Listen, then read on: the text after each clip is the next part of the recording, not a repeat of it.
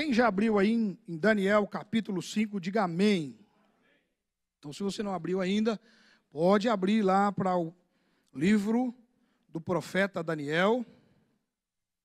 Nós vamos ler capítulo 5 de Daniel e depois nós vamos meditar naquilo que Deus quer falar aos nossos corações. Livro do profeta Daniel.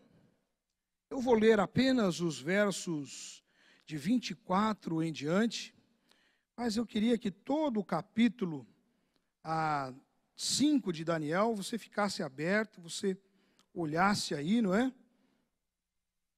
Porque a nossa palavra será baseada em todo o capítulo 5 de Daniel. Pelo menos ele será a base para a nossa conversa nesta noite.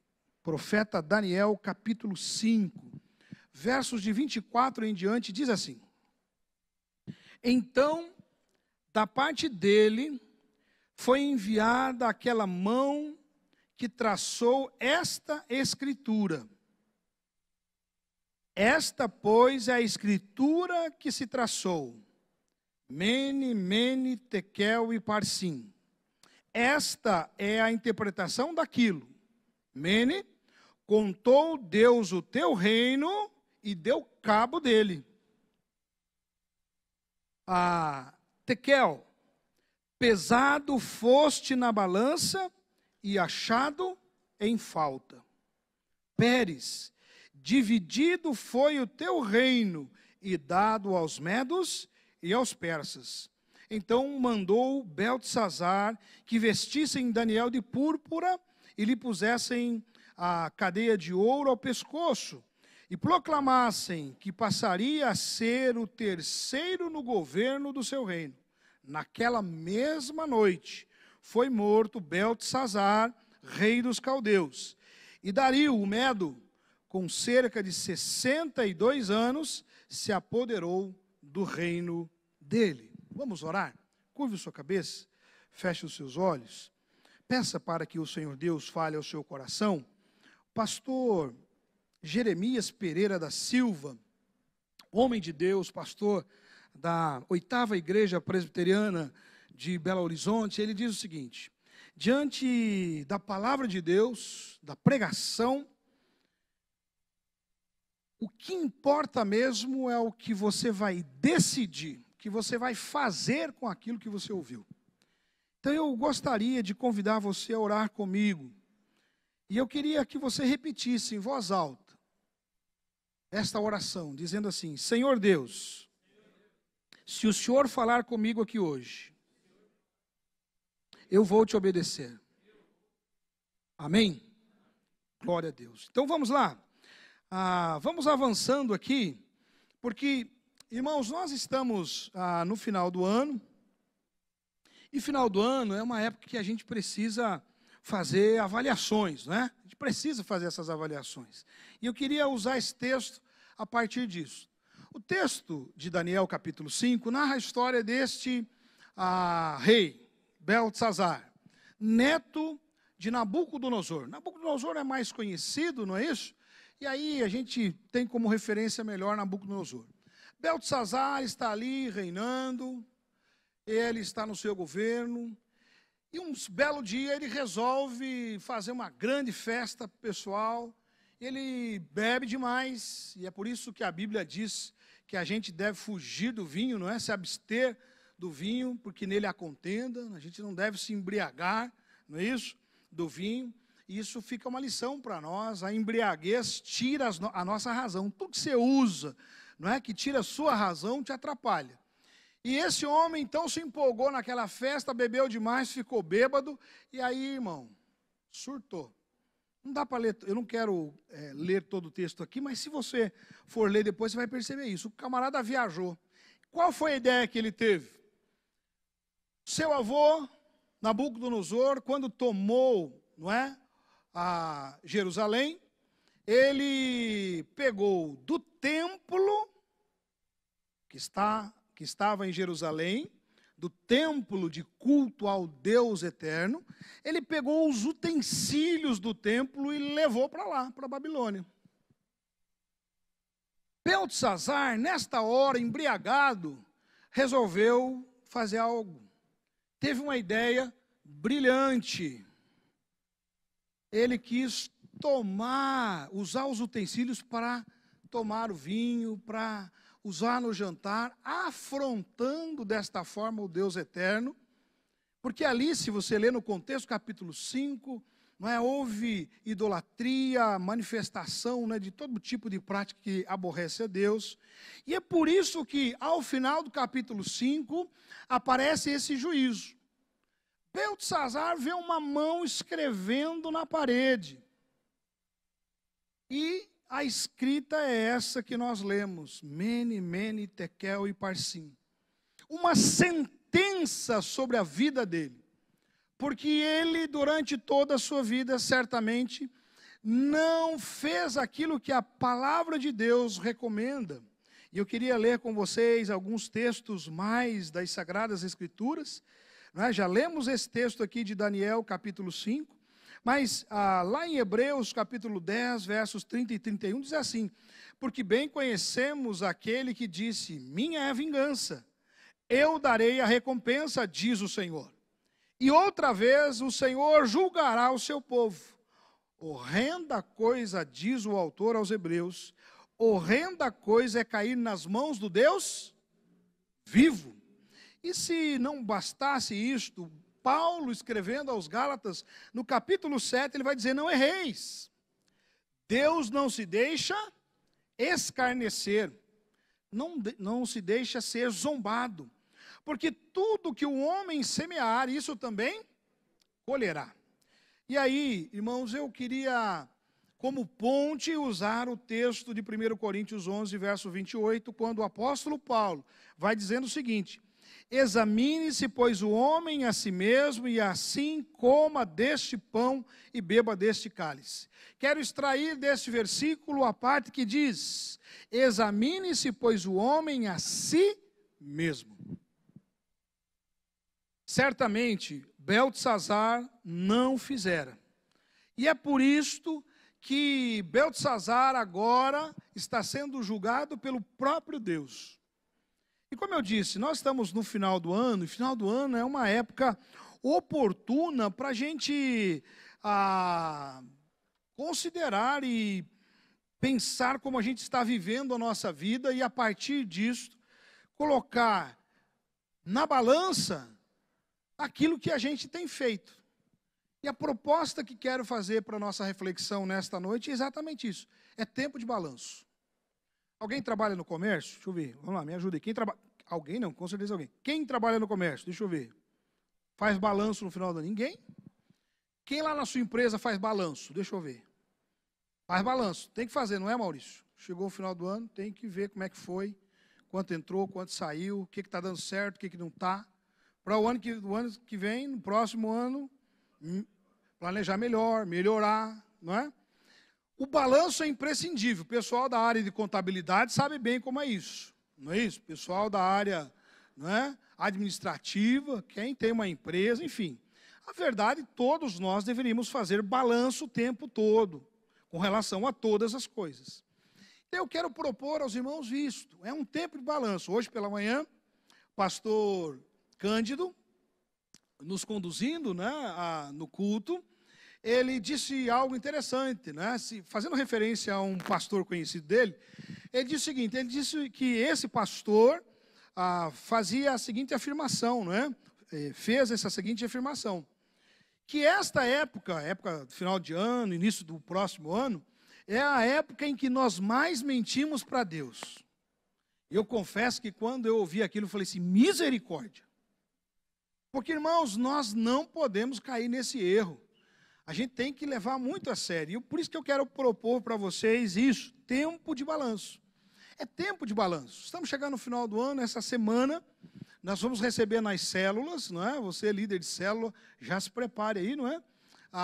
E você, irmão, lá na sua célula, nós vamos abordar esse assunto. Não esse que estou pregando, mas pastor Daniel Cristo preparou um estudo onde nós vamos falar sobre esse balanço, sobre como a gente deve proceder com relação a isso. Essa questão de balancear, pôr na balança como é que estamos vivendo. E à luz do texto sagrado, irmãos, eu queria convocar você para que você mesmo dirija esse balanço na sua vida. Você não espere que uma mão escreva na parede. Eu imagino que Beltesazar, ao longo de sua vida, por várias e várias vezes, ele deve ter cometido diversos desatinos. Mas aquele foi o derradeiro. E eu queria dizer para você o seguinte: a gente nunca sabe quando vai ser o derradeiro. Talvez na cabeça dele, né? Estava tão empolgadão. Não dá nada. Vanessa que falou hoje de manhã sobre isso, né? Não dá nada. Não dá nada. E aí ele foi lá e insultou o Senhor. Eu queria trazer para você a perspectiva de que viver a nossa vida de uma maneira inapropriada é desagradar a Deus. E é por isso mesmo que eu estou trazendo para você esse desafio de, nesse final de ano, nós estamos ainda no finalzinho de novembro, então você tem aí um bom tempo para você fazer esse balanço. E em nome de Jesus, fazer os concertos para que o ano que vem você entre com o pé firme, não é? Você entre focado e você faça compromissos sérios com o Senhor. Amém? Amém? Então vamos lá. Eu queria propor aqui 3 áreas para você fazer esse balanço. Você pode, não é, ir para muito mais longe do que isso. Mas em 3 áreas, pelo menos, eu queria sugerir a você nesta noite que você faça esse balanço. Primeiro, na área de sua intimidade com Deus. Queria que você aproveitasse esses últimos dias do ano para você fazer um balanço de como tem sido o seu relacionamento com o Eterno. O Senhor Jesus, certa feita, perguntado a respeito de qual é o maior mandamento, ele vai responder isso lá em Mateus 22, 36 e 38. Não é, Leandro? E o que ele diz lá, Leandro? O que Jesus respondeu? Ame.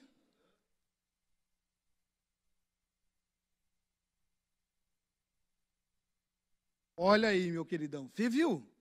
Irmãos, Jesus já apontou para nós o caminho: amar o Senhor Deus, o eterno Pai, amá-lo de todo o nosso coração, de todo o nosso entendimento, amá-lo com toda a força da nossa alma. E os outros evangelistas, se eu não estou equivocado, não é?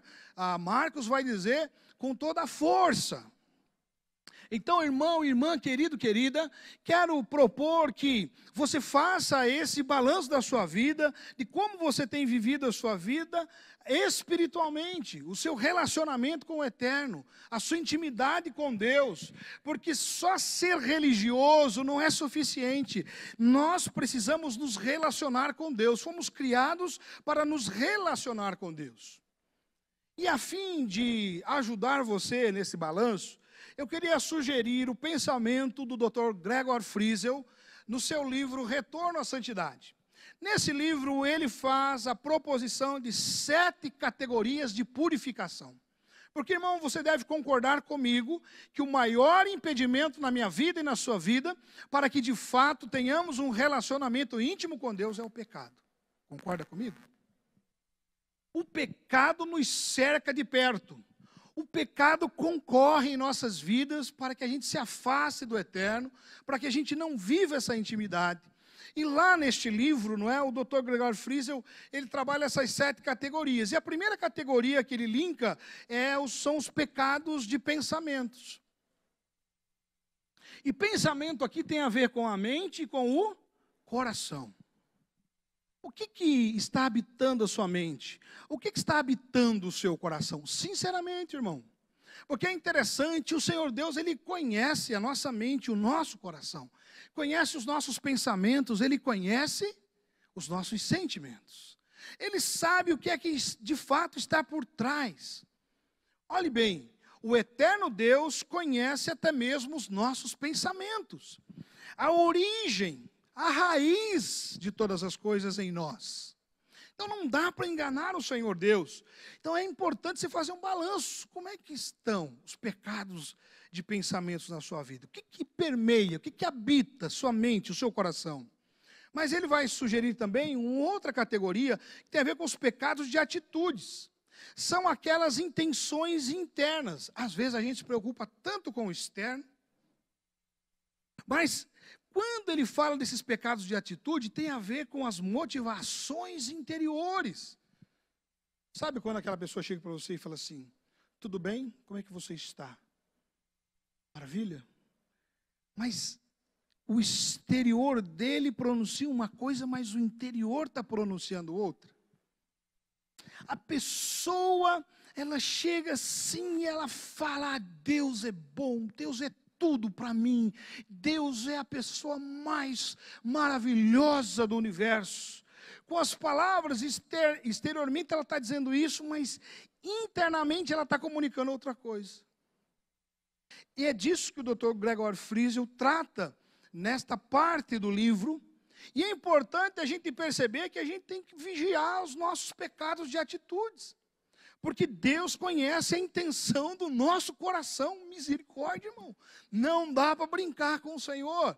Então, é uma excelente época, momento, oportunidade para que eu e você possamos, de fato, fazer essa reflexão.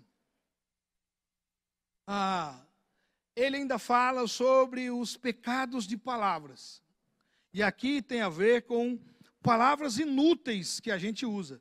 Palavra de baixo calão, palavrão mesmo. Gírias das mais diversas que não contribuem, não é?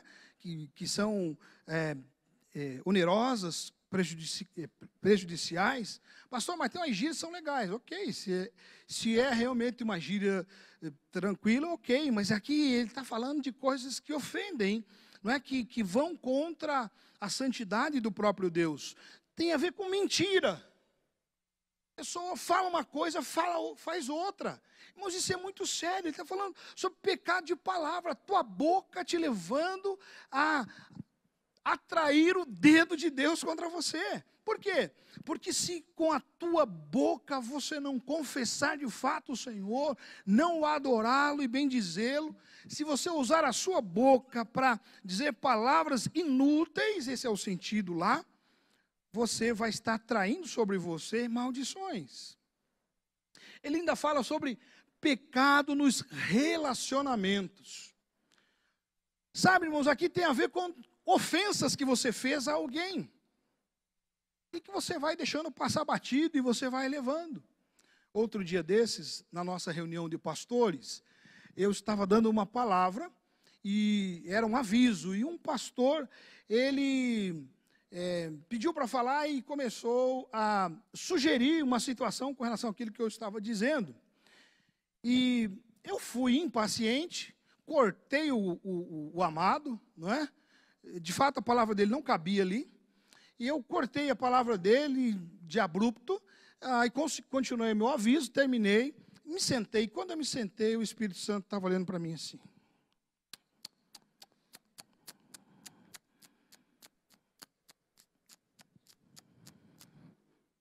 Eu sei que com vocês isso não acontece nunca. Mas comigo aconteceu. E aí, irmãos, eu fiquei incomodado. E aí eu comecei a entender.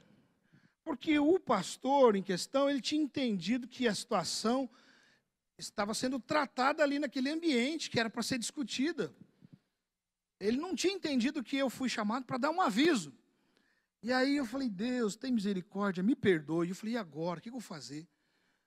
Fui rude. Essa é a palavra que o Espírito Santo trouxe no meu coração. Você foi rude com ele. Grosseiro.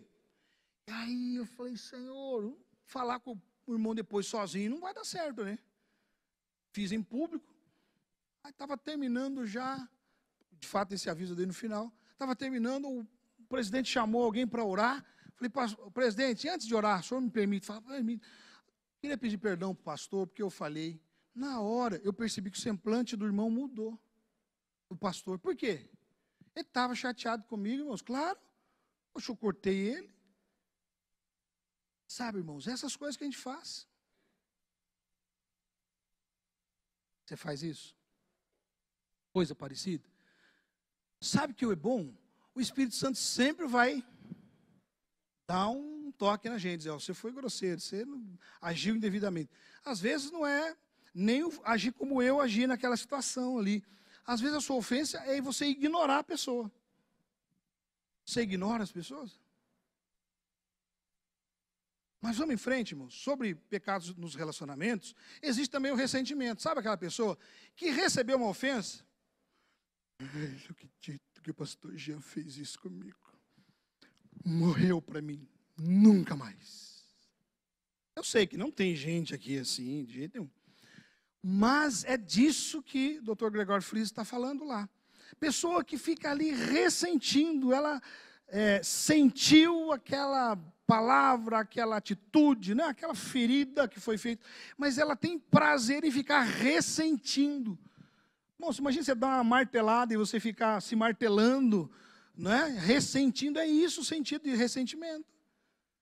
Dá uma martelada no dedo, ai, eu não vou dar de novo, ai, é de novo, ai, irmão, isso é loucura. É disso que está falando o Dr. Gregório Friese, e é sobre isso que eu queria que você fizesse o balanço. Relacionamento inadequado.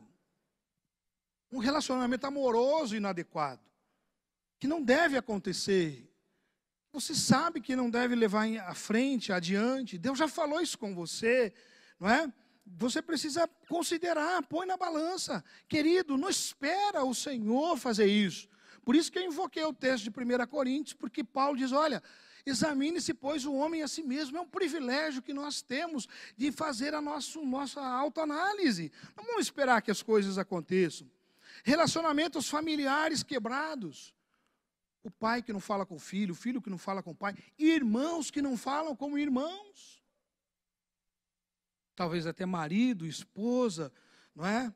Vivendo debaixo do mesmo teto e como se fossem estranhos, enfim, deixa o Espírito Santo de Deus falar ao seu coração. Outros tantos relacionamentos que você poderia colocar aqui. Pecados de ação.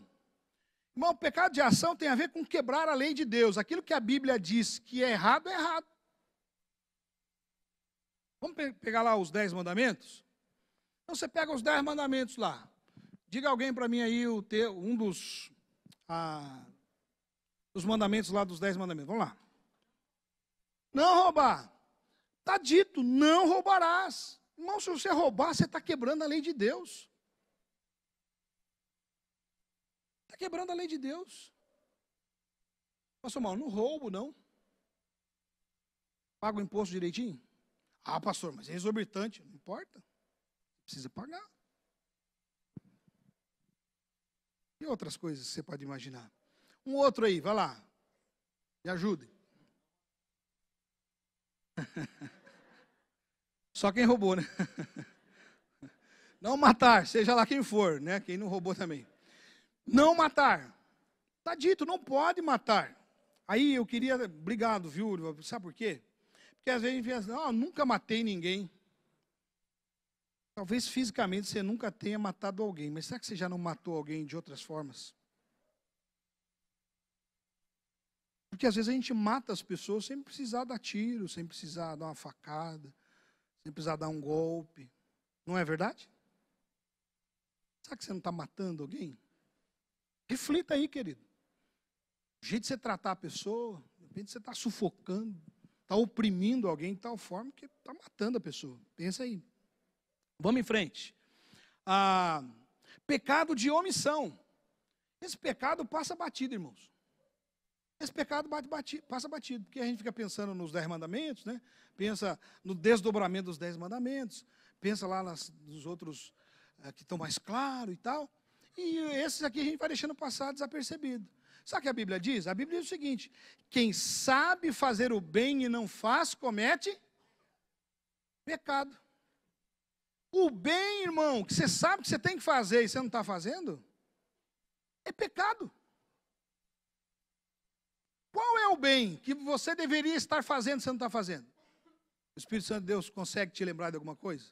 Se ele conseguir te lembrar, entenda, você tem que sair daqui, você tem que de imediatamente fazer. Não tem a ver com errado, tem a ver com certo. Aquilo que é sua obrigação fazer e você não está fazendo.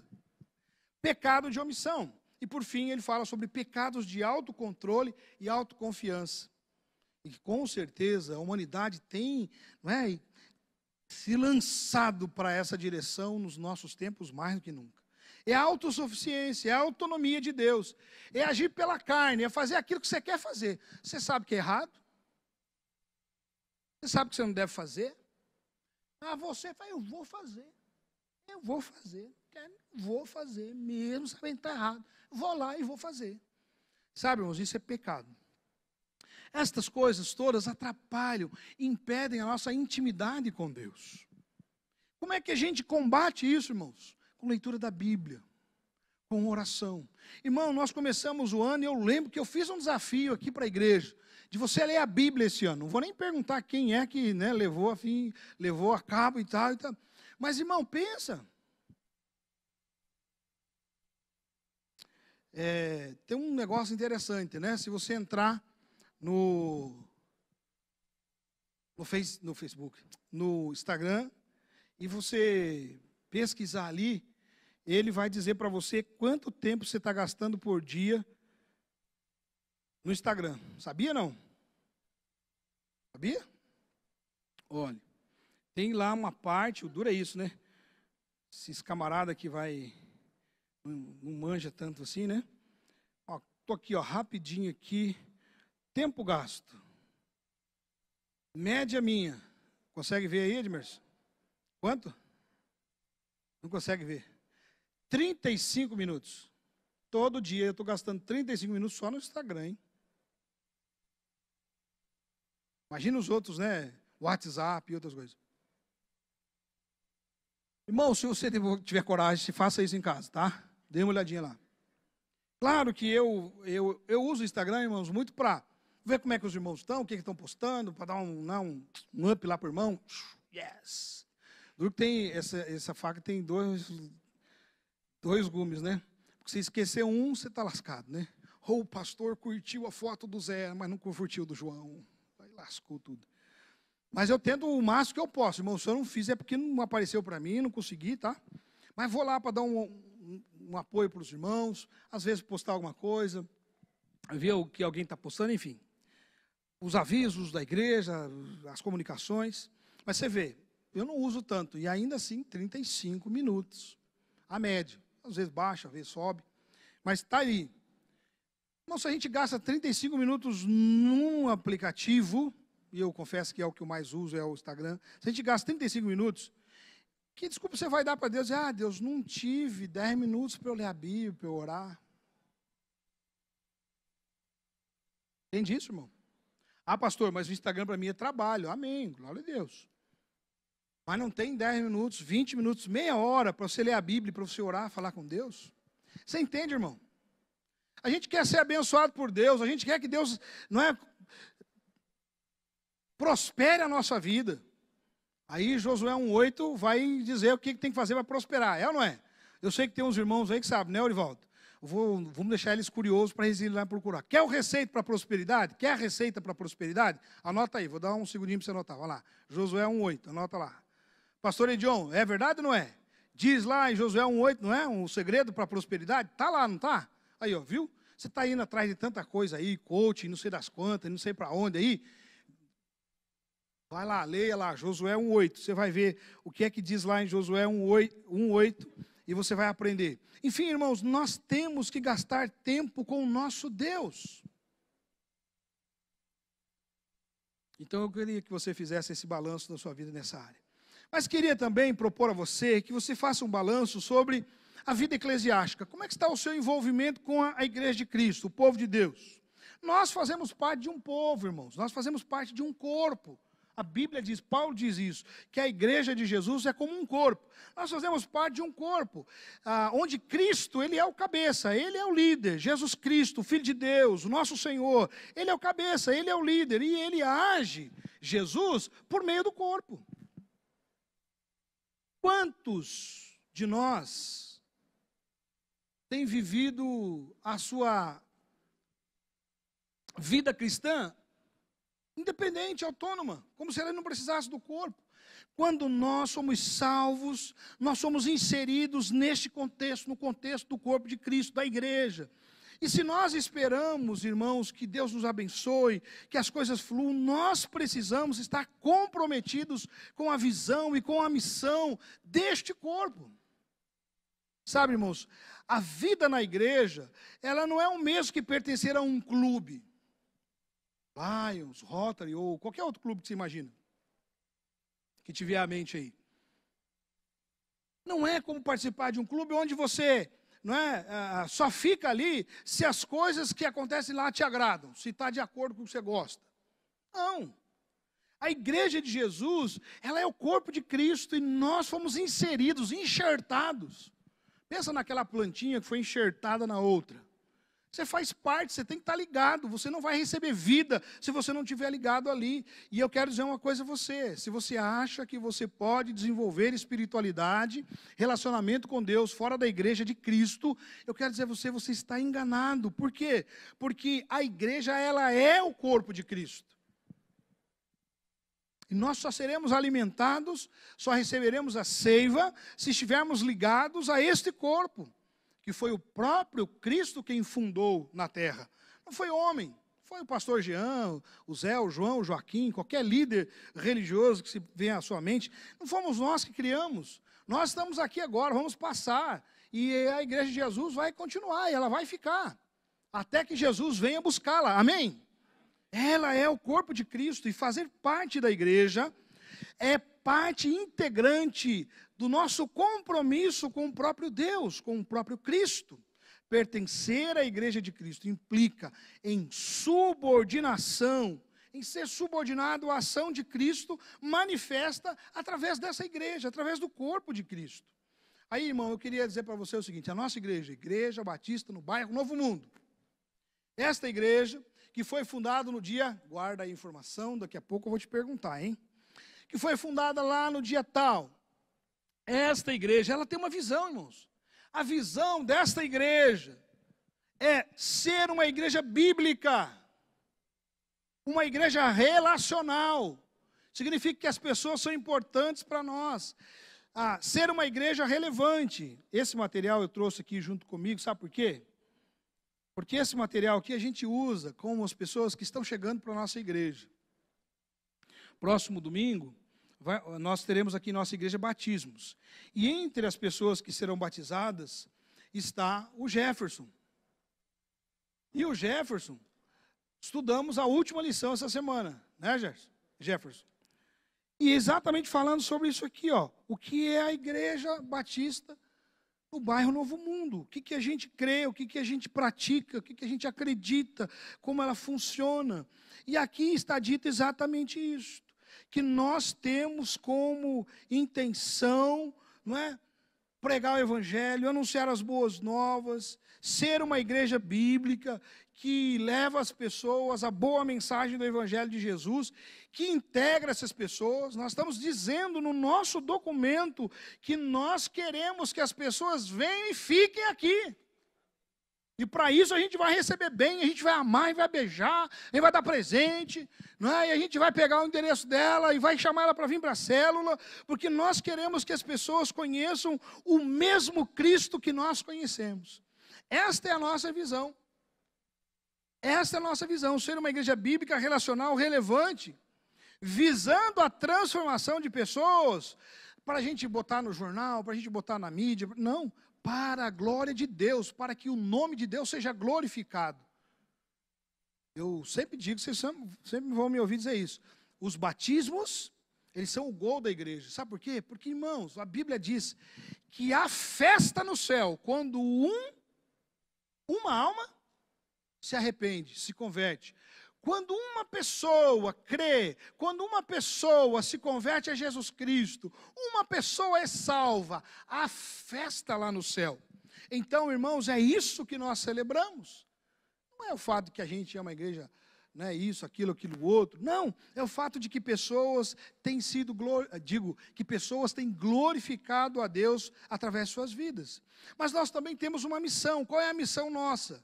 Nós somos uma igreja fundamentada na palavra de Deus e que tem como propósito a adoração, o serviço, missões, comunhão e discipulado. Pastor, o que isso significa? Significa que diariamente, enquanto igreja, enquanto corpo de Cristo, nós queremos adorar a Deus. Nós queremos ter Deus vivendo em nós. Queremos adorá-lo, nós queremos servi-lo. E não só Ele, nós queremos servir as pessoas. Nós queremos fazer missões. Nós queremos que o Evangelho vá longe. Então nós queremos que a nossa igreja, ela possa caminhar, que a nossa igreja possa chegar a outros lugares. Como diz Jesus, não só aqui, mas ali e acolá. Sabe, irmãos, é isso que nós estamos dizendo. Nós estamos dizendo que nós prestigiamos a comunhão. Comunhão implica em ter em comum. Significa que nós não vamos dar ênfase no que nós queremos, no que nós acreditamos, no que nós entendemos e achamos que é o melhor, mas naquilo que é comum, naquilo que todo mundo está pensando igual. Discipulado. O que é o discipulado?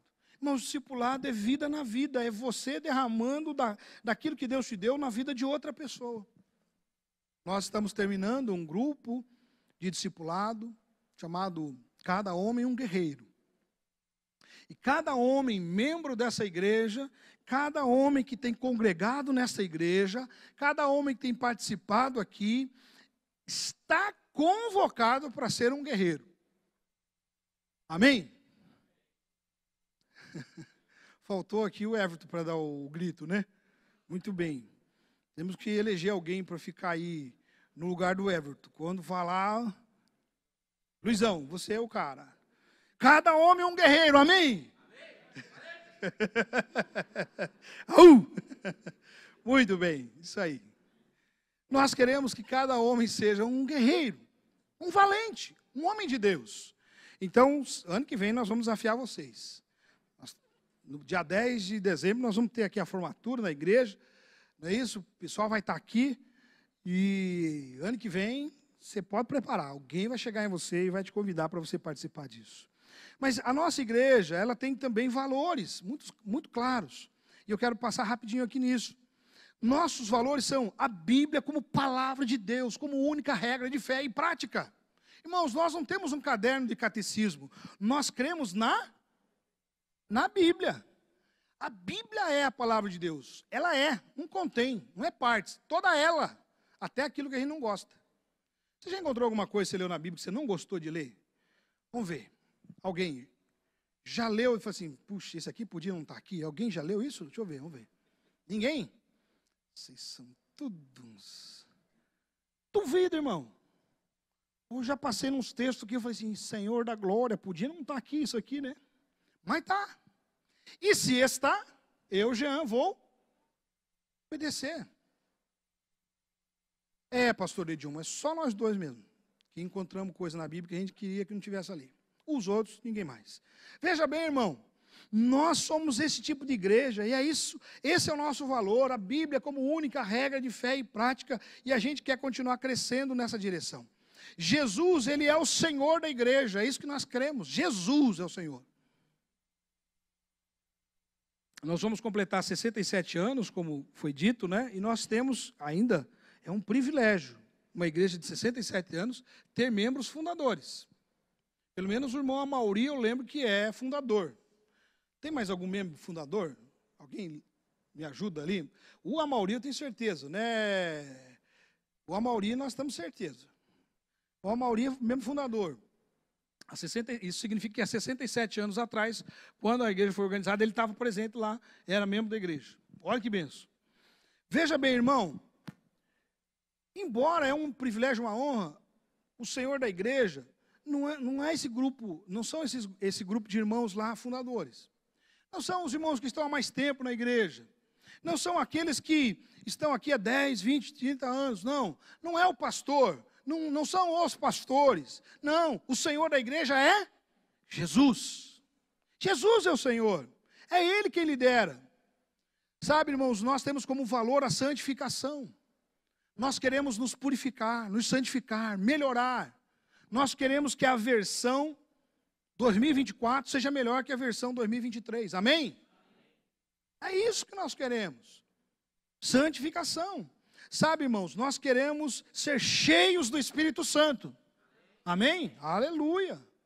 Nós não queremos nos embriagar com vinho, como diz o apóstolo Paulo lá em Efésios 5,18, mas nós queremos nos encher do Espírito, fazendo aqui, não é? Um trocadilho. Nós queremos nos embriagar do Espírito e não com bebida alcoólica. É isso. Nós queremos viver a vida na fé. Queremos andar pela fé. É isso que nós queremos e é por isso que nós temos tantos desafios. Um dos desafios é comprar uma nova propriedade. Amém? Aleluia. Glória a Deus. Nós temos como valores os dízimos e ofertas. É por isso que todo culto você vê que o pessoal vem aqui, entrega, consagra. Irmãos, isso para nós é algo precioso. A gente vem aqui e traz, porque como disse o Adriel, nós cremos que Deus já nos deu antes. Não é porque a gente está barganhando com o Senhor, é porque Ele nos supre em tudo. Então é por isso que a gente vem e traz aqui os dízimos e ofertas. Não é porque o pastor está mandando a gente fazer, é porque nós fazemos de coração, entendendo que os dízimos e ofertas, eles vão manter a obra do Senhor. Isso é um valor para nós. É valor para nós, temos famílias fortes e saudáveis. É por isso que a gente trabalha com homens, mulheres, casais, moços, moças. Está aqui nesse caderninho. Última lição que a gente faz. Olha, a gente tem um ministério chamado Ministério de Famílias, com bastante atividade para fazer e desenvolver. Por quê? Porque nós queremos ser uma igreja de famílias fortes, de famílias saudáveis. Nós temos como valor o evangelismo, ou seja, o compartilhar o evangelho de Jesus como estilo de vida.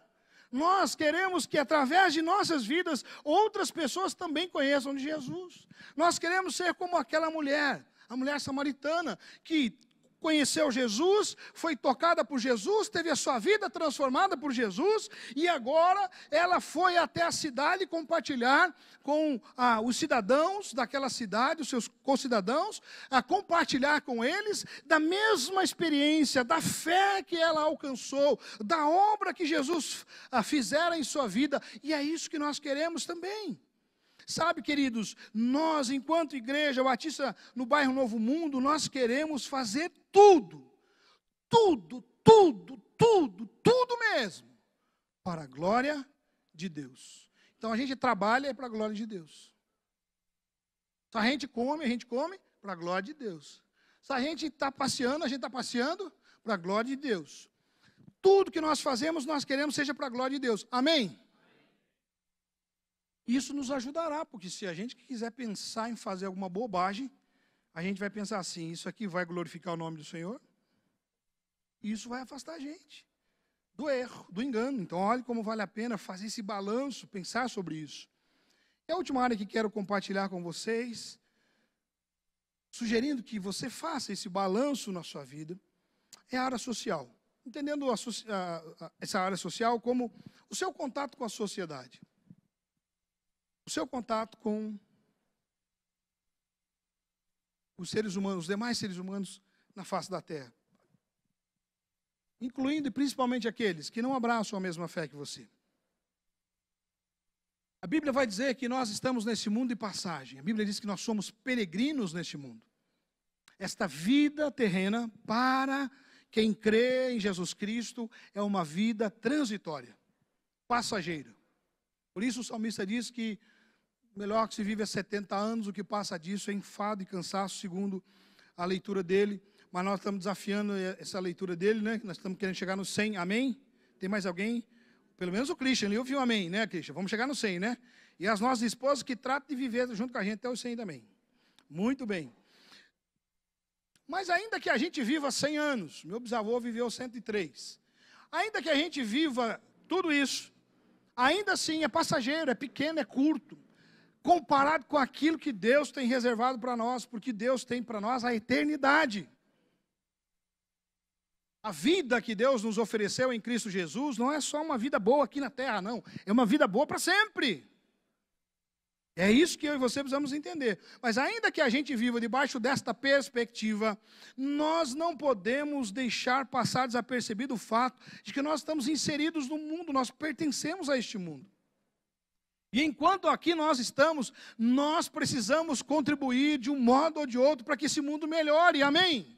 Eu não aceito, irmãos, viver nesse mundo e não ajudar esse mundo a melhorar. Ah, não, pastor, está tudo lascado, não tem jeito, não melhora. Pode até ser, mas do que depender de mim, eu vou fazer tudo que eu puder para melhorar. Pelo menos para você que está perto de mim. Eu quero que para minha esposa, para os meus filhos, né, para a nossa neta, eu quero que para você, meu irmão em Cristo, que a gente convive, eu quero que eu puder facilitar para você, para o porteiro do prédio, para o atendente lá do posto de gasolina. Sabe aquela pessoa que te atende na farmácia? Sabe, irmãos, o que a gente puder fazer, a gente tem que fazer. Amém? É por isso que eu dou um bom dia com alegria. É intencional. Eu quero que a minha palavra, de algum modo, às vezes eu não estou tão alegre assim, irmão. Vou falar a verdade. Confessar para vocês. Mas eu vou lá e falo assim, bom dia com alegria. E essa palavra pode te ajudar de algum modo. Irmãos, a gente tem que melhorar o ambiente onde a gente vive. É isso. E quando você vai fazer esse balanço da vida, considere isso, irmãos. O que você tem feito para você melhorar o ambiente onde você vive? Talvez você trabalhe numa empresa complicada, você trabalha num lugar difícil, trabalha num lugar que, olha, você diz assim, pastor, o senhor não sabe como é.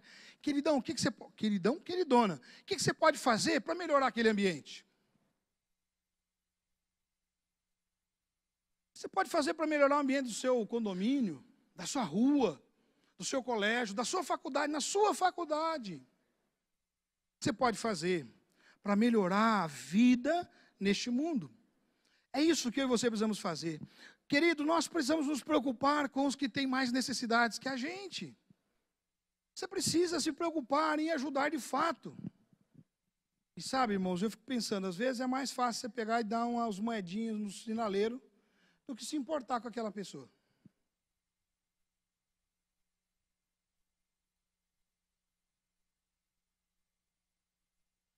Se importe. Faça mais. Vá além. Será que perto de você não tem alguém que está precisando? E às vezes, irmão, não é só uma questão financeira, né? Precisando de um abraço. Acho bacana aquele negócio.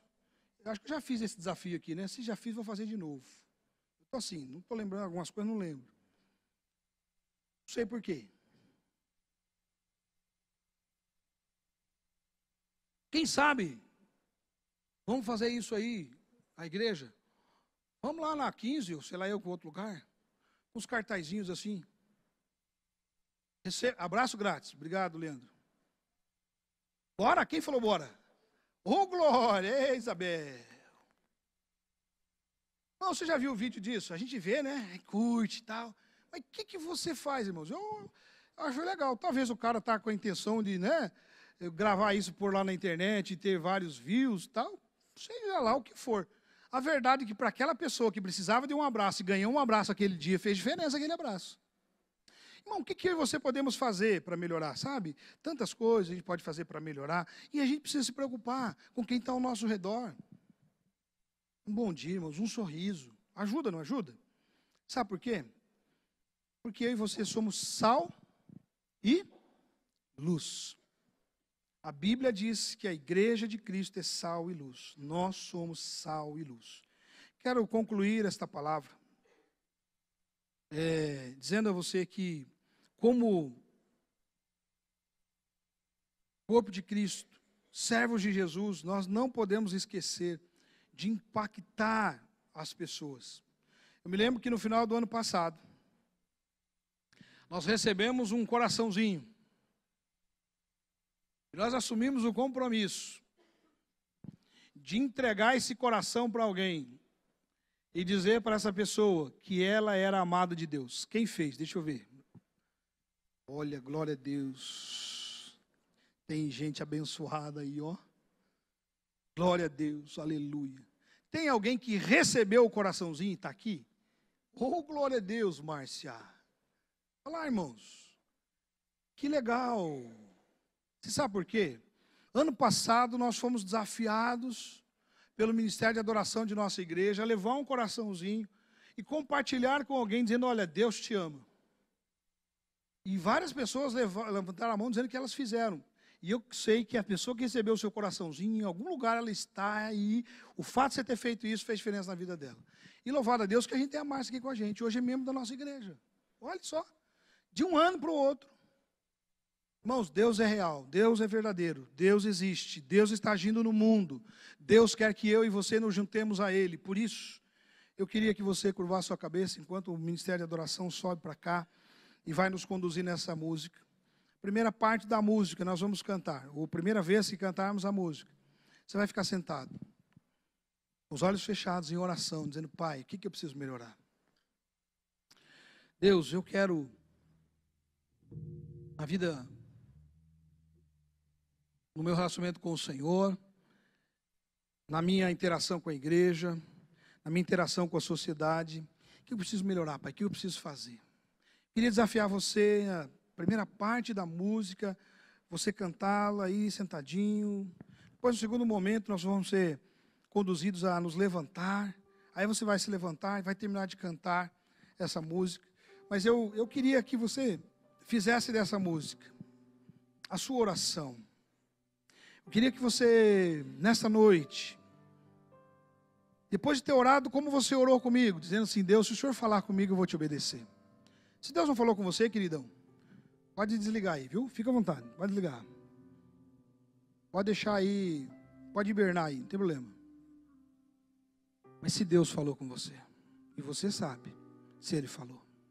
Se Deus falou contigo, querido, eu queria que você ousasse dizer: Deus, eu não quero ter que receber a condenação do Senhor como aquele rei recebeu. Eu não quero, Pai, ter escrito em qualquer lugar contra mim uma condenação, porque eu não ouvi o Senhor. Deus, eu quero me render ao Senhor nesta hora, eu quero derramar minha vida. Talvez você esteja dizendo para você mesmo: mas eu nem sei como fazer isso. Não importa. Se você é sincero, fale com Deus, aí no seu coração, diga: Deus, me ajude.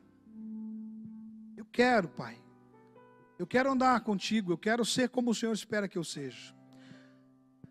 Querido, talvez você já é membro da igreja, você já é um crente, você já entregou sua vida a Cristo, você sabe que teu nome está escrito no livro da vida, mas você tem sido um crente morno.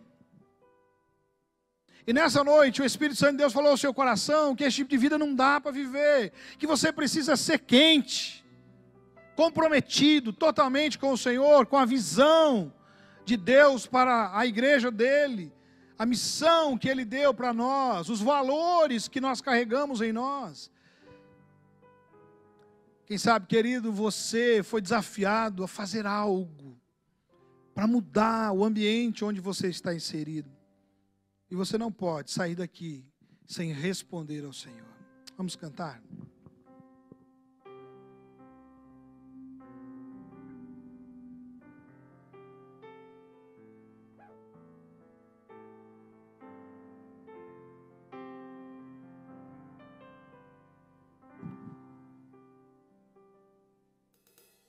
Sonda-me, Senhor, e me conheces, quebranta o meu coração, transforma-me conforme a tua palavra e enche-me até que em mim se ache só a ti. E então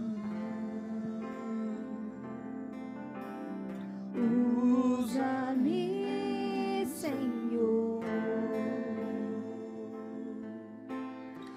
usa-me como o farol que brilha à noite, como ponte sobre as águas, como abrigo no deserto, como flecha que acerta o alvo. Quero ser usado da maneira que te agrade, qualquer hora e em qualquer lugar. Eis aqui a minha vida, usa-me, Senhor, usa-me, sonda-me. Você pode ficar em pé agora? E me conhece, Cante essa segunda parte da música.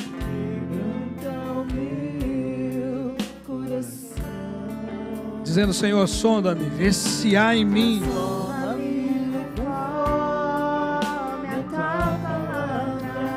Se há em mim algum caminho mau, Senhor, algum erro.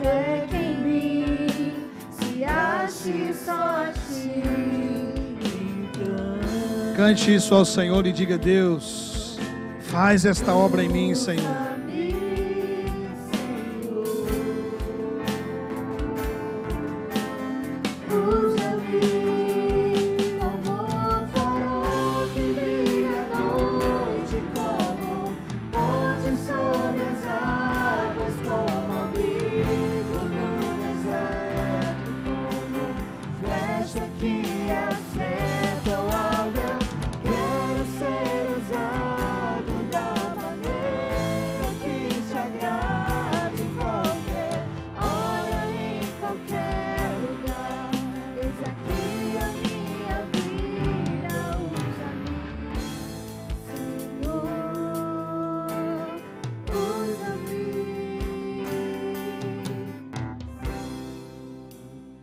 Vamos orar.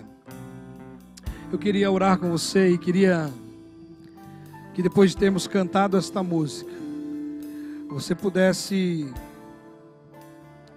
aí no seu lugar dizer assim: Deus, Pai, eu quero ser um homem segundo o teu coração. Dizer: Deus, eu quero ser uma mulher segundo o teu coração. Um jovem, uma jovem. Quero andar, Senhor Deus, nos passos de Jesus. Tem coisas aqui que precisam ser tratadas. Quem sabe, querido, enquanto você ouvia a palavra, enquanto você cantava essa música, você entendeu que você precisa se render a Jesus, recebendo a Jesus como Senhor da sua vida. E eu quero convidar você a entregar a sua vida a Cristo hoje. Aí no seu lugar dizendo: Deus, entra no meu coração. Passa a dirigir a minha vida, a comandar a minha vida. Eu quero viver segundo os teus valores. Deus, eu reconheço que Jesus, o teu Filho, morreu na cruz em meu lugar, para me libertar dos meus pecados, porque eu sou um pecador, Senhor. Confesse isso, Jesus está te ouvindo, o eterno Deus te ouve e te recebe de braços abertos nesta hora. Mas você, meu irmão, minha irmã, que também ouviu, entendeu, olha, eu preciso melhorar, 2023 está terminando, e a palavra daquele pastor, amigo do pastor Cândido, parece fazer sentido, porque começo a pensar o que eu falei com Deus e fiz tão pouco. Mas eu quero que você não aceite esta palavra como verdade para você, pelo contrário, você se determine hoje a dizer: Deus, eu quero fazer esse balanço, Deus, eu quero lançar fora tudo aquilo que não está adequado, porque eu quero, Deus, me comprometer com o Senhor, para estar contigo, crescendo, melhorando. Sabe, querido, a bênção de um novo dia, a bênção de uma nova semana, de um novo mês, de um novo ano, de uma nova época, é que nós podemos recomeçar. E esta palavra de Deus é para que eu e você decidamos hoje recomeçar. Esta palavra não é para que você se sinta mal, se sinta no fundo do poço e diga: oh, não tem jeito a minha vida. Não, esta palavra é para que você entenda que se você se voltar para o Senhor, Ele vai aquecer o teu coração. O sol da justiça, Jesus Cristo, Ele brilhará sobre você e você experimentará dias novos, tempos novos, situações novas. Sim, em Jesus nós podemos viver coisas novas, aleluia. Então aí no seu lugar, levante as suas mãos em direção aos céus. Se você quer orar comigo, se Deus falou com você, levante suas mãos em direção aos céus, dizendo: Pai, eu recebo a bênção do Senhor sobre a minha vida. Deus, eu quero sair deste culto determinado, disposto, disposta a fazer tudo que for necessário, Pai, para que eu não seja encontrado em falta, como Beltesazar foi. Pai, eu quero estar contigo, andar contigo, bendizer o teu nome, adorar o Senhor, estar em plena comunhão contigo, com tua igreja, fazendo a diferença neste mundo, sendo sal e sendo luz. Pai, em nome de Jesus Cristo, teu Filho amado, nós nos rendemos ao Senhor, nos derramamos na tua presença, confessamos que o Senhor é tudo o que precisamos, e é por isso, Deus, que de mãos erguidas em direção ao Senhor, nós estamos dizendo que nós queremos ser, ó Pai, todos os dias uma nova criatura, queremos melhorar, queremos crescer, desenvolver, aprender mais do Senhor, vencer as limitações que existem em nós. Senhor, toma as nossas vidas, abençoa-nos a cada um de nós nesta noite, neste lugar, em nome de Jesus. Amém e amém. Cante, querido. Aleluia.